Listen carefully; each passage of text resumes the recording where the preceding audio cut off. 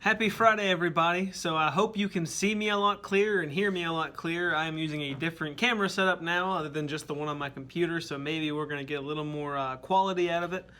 And in case you've missed me these past few weeks, my name is Stuart Huggins, and I'm the Director of Youth Ministries at St. John United Methodist Church, and I am also the student intern here at the Wesley Center in Chattanooga.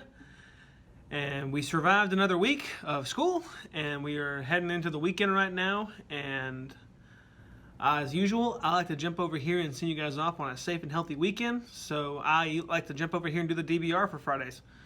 And our DBRs for today are Psalm 114, Exodus 14, 1 through 18, Acts 7, 9 through 16, Psalm 103, 8 through 13, Genesis 41, 53 through 42, and as well as 17, verse 17. So I'm going to do a psalm today. I haven't done one in a couple weeks, so I'm going to do Psalm 114. And Psalm 114 goes like this. When Israel came out of Egypt, Jacob from a people of foreign tongue, Judah became God's sanctuary, and Israel his dominion. The sea looked and fled, the Jordan turned back, the mountains leaped like rams, and the hills like lambs.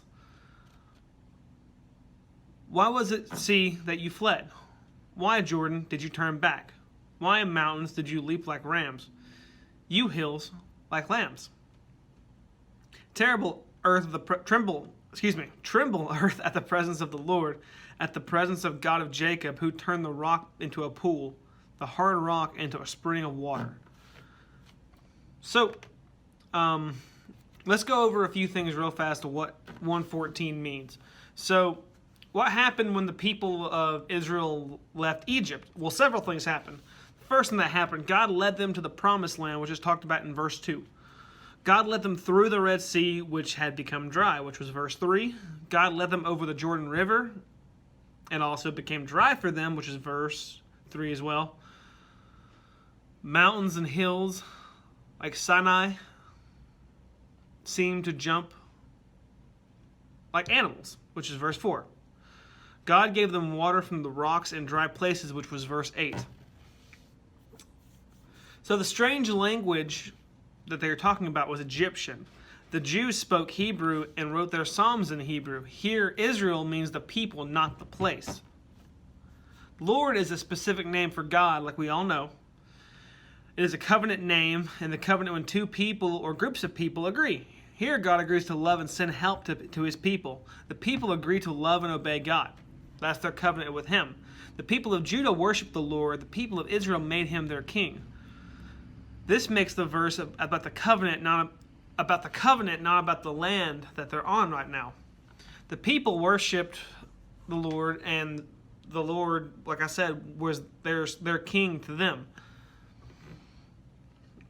So the sea was the Red Sea, like we talked about earlier when he led them through the Red Sea. So I know it sounded like I was saying rams and then rams twice. I was actually saying rams and then lambs, in case you didn't quite catch that. So, in case you don't know what a ram is a male sheep, and a lamb, they're younger sheep. And the hills and mountains jump like animals, and the Lord was near. Again, this is poetry, which is what most psalms are like. So, something real quick to jump into. I'll let you guys do this on your own to get you guys a little bit Bible reading in. Read Psalm 14 and the Psalm 113 and 114 go together really well. And I think I'm pronouncing this right, Egyptian Halus. And I want you to read that in Psalm 113, and it's also going to kind of coincide with 114. Also, read about the miracles, which are the great things that God did in this psalm. If you don't have a Bible, here are some verses. Well, you should have a Bible, but if you want some verses to go straight to, here are the verses you can read those on. So, a very dry path through the Red Sea, which is in Exodus 10. Verse 13, verse 13, Moses said to the people, "Do not be afraid, stand where you are, watch to see how the Lord will save you today. You can see Egyptians today, and you will never see them again." Verse 14, the Lord will love you. Excuse me, guys, I cannot talk today. The Lord will fight for you, and you need not do anything. Verse 15, then the Lord said to Moses, why are you talking to me? Speak to the people of Israel. Tell them to move toward the sea.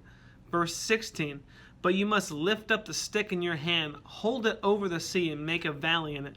Then the people of Israel will go on dry ground through the middle of the sea. Verse 21, and Moses lifted up his hands over the sea, and the Lord made the sea go back. There was a strong east wind all that night. It made the sea into dry land. There was a path through the water. In verse 22, and the people of Israel went into the middle of the sea. They went onto dry ground, and there was a wall of water on their right and on their left.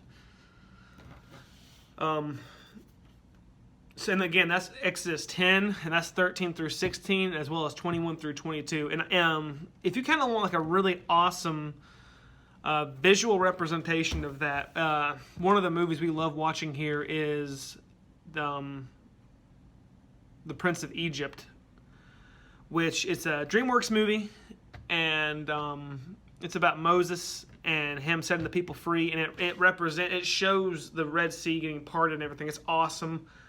We watch it all the time here at Wesley. A dry path through the Jordan River. Joshua said, look, the ark. Excuse me, I don't know why I said box. Look, the ark of the covenant of the Lord of all the earth will go in front of you into the Jordan River. Take 12 men, one from each tribe of Israel. This is what will happen. The feet of the priests, which, if you don't know what a priest is, a priest at the time was a special servant of God, which is kind of like what it is now. That they carry the ark will stand in the water of the Jordan. Then the waters of the Jordan will become separate, and he is the, I lost my place. And he is the Lord of all the earth. The water will stand up like water. Okay? So that's Joshua 3, 11 through 13. An earthquake in Sinai from Exodus 19, verse 18. There was a smoke of the water called Sinai. There was because the Lord came down in the fire. The smoke of the fire rose up as from a very hot fire. There was an earthquake in the whole mountain. And finally, water from the dry rock, which is Exodus 17. A lot of this stuff happens in Exodus, if you can't tell. All the people of Israel went from the wild country near Sinai. They went from place to place. They did what the Lord told them to do. They stopped in a place called Rephidim. I think I pronounced that right. But there was no water for the people to drink. So the people were angry with Moses. Give us water to drink, they said. But Moses said to them, why are you angry with me? Why are you making the Lord do something? And Moses prayed to the Lord. He said, what do I do with these people? They want to kill me. And the Lord said to Moses, go back to the people. Take with you the leaders of the people of Israel, and take with you your stick, the one you hit the Nile River with. Then I will stand in front of you on a rock in a place called Horeb, and you will hit the rock, and water will come out of it. The people may drink it, and Moses did this to all the leaders of the people of Israel could see it. So, again, that's kind of I guess it's some kind of homework for you guys would be reading more into those awesome miracles that happen in Exodus and Joshua, as well as Psalm 113. Well, all right, guys, that's all I have for you guys today, and I hope you have a safe and healthy weekend, and I will see you guys next week. Peace!